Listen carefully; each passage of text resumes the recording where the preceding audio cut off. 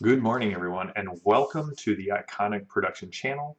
It's JM. We're here with Behind the Screen, a show where I share thoughts about game designs, role-playing games, board games, walk through adventure design, share thoughts on game theory, just sort of a variety show of things that are interesting to me, and so therefore I want to share them, and hopefully they're interesting to you. So today we are diving into one of my favorite settings of all time, the Old World. So the Old World um, is the setting for Warhammer fantasy, both the board games, the video games, the miniature games.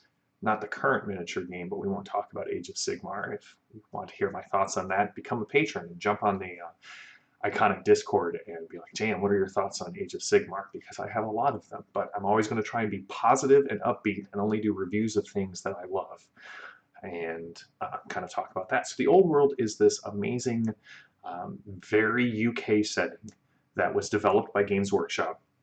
It has a very Holy Roman Empire feel to it. So if you're a fan of history, there's a lot going on in um, like parallels to things that you can actually look back historically at. But it has everything that you would assume that a fantasy setting would have. There are elves and dwarves, and they hate each other, and there are different types of elves. There are elves that live in the woods, and, dark elves that are pirates on the seas, and high elves. You have halflings, you have humans of a variety of types, but it's a very sort of German-esque setting. But it's also, whereas kind of our traditional D20 fantasy uh, kind of sits on that edge of Tolkien-esque fantasy, sort of that Middle Ages kind of feel to it. The Old World is much closer to the Renaissance. You have black powder, you have firearms, you have knights in full plate mail, but that's sort of going away. The empire is run by an emperor, but that emperor is elected by a council and the diet. And so if you like German history, lots to love in the Warhammer fantasy role-playing game. Now there's been 4 editions of this, and again, much like if you were a fan of D&D history, there's sort of an interesting parallel here in the fact that uh, first and second edition are very close to being identical. Like you can port them back and forth. And if you were a grognard of Warhammer, I understand there are differences. But essentially, it was a cleaning up, a revising, a corporation of errata sort of a thing. And then you had the 3rd edition that was done by Fantasy Flight Games, and it is far more akin to a combination of 3rd and 4th edition D&D, where it changed wildly from what came before. 3rd edition had all of these great box sets, and they had these narrative dice and stances and stance cards and like tokens. It was a board game role-playing game. And while I loved it and we ran it and played it, it was not it's not the experience of Warhammer. Warhammer is a grim and dark um, world, and as my buddy Ben kind of puts it, it's got a lot of grimsy to it. You have uh, darkness, you have chaos breaking in, you have the horrors of beastmen and skaven and marauding tribes of greenskins out in the wild. But it also has very kind of fun and funny elements to it. Um, one of the NPCs that you meet in the Enemy Within campaign, one of the very first ones, is Baron Once Upon a Time. And that just kind of plays into the grimsicle nature of Warhammer. So I'm going to hear talking about the latest incarnation, which is a return to form, in my opinion, of Warhammer. So this is the latest incarnation. It is Warhammer Fantasy Roleplay: A Grim World Perilous Adventure by Cubicle 7, and I'm going to just kind of review three or four books of this right now. If you are new to Warhammer, but it sounds interesting, it's jump in go over to Cubicle 7. It's never been a better time to get into Warhammer. One, we have the best art for the game that we've ever had. Like, this piece is just gorgeous. They also have one of the best starter boxes ever put together for role-playing games right now. Cubicle 7 has always just done an amazing job with their starter boxes. And for me, I think Warhammer Fantasies is the best. So I've covered the setting. Why do I like the game? Well, obviously I love the setting. I played Warhammer Fantasy Battles for a very long time. Lots of fun with Bretonnians and High Elves and Dark Elves in that game. But also I enjoy the world. If you have played Vermintide or Vermintide 2, this is the setting of Warhammer and gives you a very good visceral feel for this. Mechanically, it's a D100 game. If you know anything about me, if you can see the games that I have on the shelves behind me, it's a lot of D100 games. I prefer the D100 over the D20, and maybe one day I'll do a video on why I prefer D100 over D20. But the D100 game, random character creation, sort of a life path character creation, and they give you the choice. You can either roll randomly at each step of the character creation, and you end up getting a little XP bonus. So your character starts a little tougher. But if you're going into this and you really want to play a mage, you can choose, at any point you can choose the step result, and you just don't get the starting XP. Rook, it is good to see you, my friend, and man, thank you again for just gifting. That is generous and wonderful, and I appreciate it. So if you're watching this on YouTube when we do this live, Rook has just gifted several subscriptions to our channel to people who are in chat. So thank you to Rook. And if you know, there's always surprises going on the Iconic Production Twitch channel. So if you're watching this on YouTube, we do this at 10 a.m. Tuesdays and Thursdays. Come join us. Bob, good to see you as well. I'm glad to see you here, and everyone else in the chat, good to see you. Feel free to jump in and chat, and I try to interact and respond as I can. So it's a D100 system, which just basically means you're going to be rolling under your skill.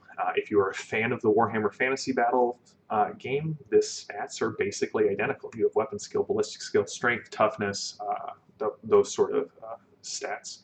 It is a grim and perilous world because it's very easy. You don't get more hit points as you sort of level up. You may get a little hit points, but it's not like a D20 game where there's just this almost exponential growth rate.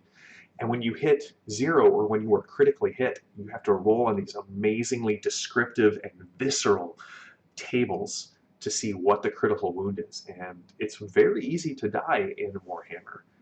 Well, it's not very easy to die. It's easier to die in Warhammer than, say, maybe a D20 game. Yes, Rook, war, indeed. And I don't want that to sound like a turnoff because this is a grim world. It plays into that. It's harder to die in 4th edition, I think, than it is in 1st or 2nd edition. But it's still, you're still not as strong as, say, like a 5th edition D&D character would be. And also the power creep on for characters in Warhammer is very slow. You don't level up in a class, like you dig deeper into your profession, and you can jump between professions, but essentially you get more skilled, you get more talented, you don't necessarily get more powerful. Yes, Padre, good to see you as well. Welcome back. Yes, it is the original Grimdark. If you are not familiar with that phrase, Indigo Dragon, if you're watching this on YouTube, I know you mentioned something, and then somebody else talked about Killages, which is another from a Grimdark fantasy series. And Grimdark does come from the Warhammer property. It actually, I think the term is coined on Warhammer 40k, where in the grim darkness of the 41st millennium, there is only war, and that gets shortened to Grimdark. So, again, we're going to start with the Warhammer Fantasy 4th edition starter box and just kind of talk what's in it and why I adore this thing. So let me make sure that I have all of my images straight. All right, so this is the cover of the Warhammer Fantasy Roleplay starter set. Most people that I have heard have referred to it as WFRIP, so Warhammer Fantasy Roleplay. This is the starter box. It is gorgeous. It's beautiful. It runs about $30, and for what you get inside of it, it's pretty amazing. You get GM screen on the inside cover. Cubicle 7 does an amazing job at using the inside covers of both their boxes and their games, their game books. You're never going to see just like a blank page in a Cubicle 7 book. They're going to use the inside covers and use the back covers. They're going to chalk everything that you can think of into this game. So the box, one side has a GM screen, so you just slide it in. The bottom side is a map of the area. You get dice, you get tokens to kind of track advantage and disadvantage. But what I really want to show off is 3 components to this. So everything you need to play, you get in here. You get the Guide to Uberstrike, which is a city in the old world, in the Empire. And so this has, again, when it comes to art, I don't know that anyone is doing art as well as Cubicle 7. It's just gorgeous. So you have a guide to the city, you have the rules, and then you have a little adventure book. And the adventure book is actually pretty unique in my mind. For starting off, you get a starting adventure, which is just wonderful that they put in here, making the rounds. And then you get 1, 2, 3, 4, 5, 6, 7, 8, 9, 10 smaller adventures. 6 of them focus specifically on the characters, the pre-gen characters in the that are provided with the box. So you get 1 adventure to introduce your group to Uberstrike and the old world. And you get 6 small adventures that each focus on the background of one of the PCs, and you get 4 more. I would recommend it, Padre. So Padre has mentioned in here that he picked up the rule book in a Humble bundle and needs to go back and read it. I would agree. It is a great system, and I'm looking forward to bringing it to the table, and hopefully we'll be able to stream it on the Iconic channel. And the last thing I want to talk about is this. These are the character sheets. So what you get on the front of the character sheet, so you get on the back, you get a picture of your character. On the front, you get a quotation. Who is this character? What do they like? And why you should play them. And when I ran this adventure, I did not let anyone look inside the character folio. You had to pick based only off of this little introduction, because on the inside you get your character sheet, it stands up at the table so you can actually like put this in front of you so everyone knows who you're playing. And then on the side it tells you, hey, here's Elsie's motivation. Pick one. If you ever do something that matches your motivation, you immediately recover 1 resolve point. There is a group tie to everyone else. You don't have to pick all of them, but you have to pick at least 1. For every one that you have, you've immediately established a tie with another character in the group. And then finally, there are secrets. And if you you select one, and for every one of the secrets that you say is true about your character, you actually get extra coins to start the game with. So you basically can invest in this character as much or as little as you like. Some of the characters have secrets like secretly loves being tickled from the warrior, and you would not expect that, or thinks their hugs are magical and can heal people. Some of them are silly, some of them are dark, and some of them fall kind of in between. Oh man, Rook, I'm sorry to hear it's been a bad day, but glad to see you on here, and hopefully a little discussion about the wonderful world of the old world will also continue to help. Your generosity is always inspiring, so I appreciate you, buddy. So that's the Warhammer Fantasy starter set. And here's the thing, if you like Warhammer Fantasy and you are a fan of virtual tabletops, they have a lot of these products available on Foundry. Which is, maybe I'll do a Foundry review at some point. Maybe I can get Bob on here to sit down and I'll show him Foundry. We did a video a while ago where I showed off Fantasy Grounds with Bob. Maybe I'll show him Foundry next. This is the big Warhammer Fantasy rulebook. This is probably the one that you picked up, Padre, if you picked up the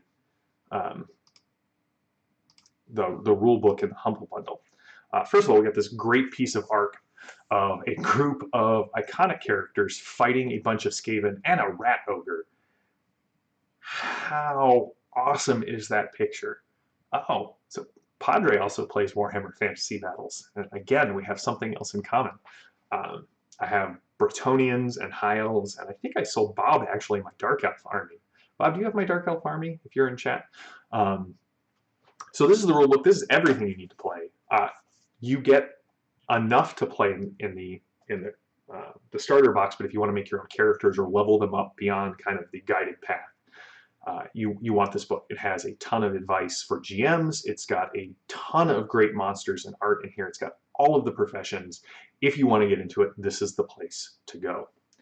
But what really shines about this game is its adventures. And so I want to take a brief moment to talk about 3 of the adventures, and then we will, I think that'll bring us to the end of my introduction to Warhammer Fantasy. If you like this and want to hear more about the epic campaign, The Enemy Within, let me know. I would be glad to do my review of The Enemy Within. I think it's one of the 2 best campaigns. Well, I gotta say 3 now, because Fall of the Children of Bronze is up there, at least in my humble opinion, as the author. But 2 of the best campaigns are going to be, when you look at lists, you're going to see Masks of Nyarlathotep, which everyone pronounces differently, and you're going to see The Enemy Within. And Cubicle 7 has knocked this version of The Enemy Within just out of the park. But the three adventures I'm going to talk about is, first, you can get this book called Rough Nights and Hard Days, and it has 5 scenarios for Warhammer Fantasy. And what's interesting about these scenarios is they are multi-threaded. And what I mean by that is, so in the first adventure, which is A Rough Night at 3 Feathers, there are 7 plots going on at the same time, and you get a timeline of when events happen. And so your characters stuck in this inn may only ever engage in 1 or 2, but there's always something else going on in the background. And most of the adventures in this book do that. And so if you were a GM and want to see how to design multi-plot adventures, this is a master class on that type of adventure design. And they all string together, and they actually tell you how to pick up from the starter box and jump right into here. Also, most of these adventures tell you how to get ties into the Enemy Within campaign, which is the rest of these Warhammer books that are on my shelf back here. So this is a great book, great adventures. The other thing that Cubicle 7 does is they're continually putting out PDFs of adventures, and small PDFs for things like halfling tribes and what are the wood elves like, and they eventually collect those PDFs into a book. And so the first one that they did was the Uberstrike Adventures, and this is 1, 2, 3, 4, 5, 6. 6 adventures set in and around Uberstrike. So if you don't want anything to do with the Enemy Within, you can stay in Uberstrike, and you've got a ton of material in this area. These are great adventures to either use as one-shots to introduce your group into a setting, the setting of the old world, or to fill in when you don't have something prepped for your Warhammer game. They're very modular, and that is something that I love. I love when game companies kind of remember, right, the reason we call them modules is because they were originally designed to be dropped into your campaign whenever you found that you needed something else. So what's in that swampy forest over there? I don't really have any idea, but I did just get the village of Hamlet. Maybe I could use that. And so there are a lot of adventures that, while they can tie into others and they give you examples of how to do that, they're really just designed to kind of be one-offs in the world that you are playing in. All right, Padre wants a review of Enemy Within. We will get that on the docket. And last would obviously be The Enemy Within. It is 5 or 10 books, depending on what you want to buy. So there are the 5 books of The Enemy Within, and they are Enemy in Shadows, Death on the Reich, Power Behind the Throne, Horned Rat, and I think the last one is Empire in Flames. And they are a massive campaign that takes you throughout the Empire. You end up going to Altdorf, the capital, you go to Middenheim, you go to, what's the city of the White Wolf? Oh, Middenheim is the city of the White Wolf. And there's a lot going on. You have cults of chaos that are trying to infest the Empire. You have Skaven coming up from underneath the Empire, which most people have thought are a myth. You have river travel and kind of seeing like this tour de realms in the Death on the Reich. You end up having a conflict between the imperial power of the Emperor and the cult of Sigmar and the religious power of the White Wolf, of Ulfric? Ulfric the White Wolf? I believe so. Need to finish more of my coffee before I start these. And so each one kind of takes a different tack. In your first adventure, it's rooting out a chaos cult, solving a mystery. It's a great mystery, so I don't want to give too many spoilers at this point. We'll do an intense spoiler review when we cover the whole thing. Death on the Reich is your tour of the realms. Power Behind Thrones is your political intrigue, and you have so many NPCs. Actually, I think Professor Dungeon Master did a review of Power Behind the Throne, and he's like, there's no way your players will ever meet all of these NPCs. Horned Rat is this great adventure where you're dealing with the mystery of the Skaven, and then everything comes to its head in Empire in Flames. And Empire in Flames has traditionally been the weakest, and I know that Cubicle 7 is revising it and building it back up. So those are the 5 books. But each one also comes with a director's companion, like a director's commentary, where you get interviews with people who were writing the original things and revealing some of the secrets. You get ways to change it if your players have already played through the Empire, the Enemy Within. And so they give you a ton of advice on how to change that. They give you more little adventure hooks. They give you more context around the NPCs and the locations, maybe a couple extra adventures, more subsystems to use specifically to make that chapter of the Enemy Within pop.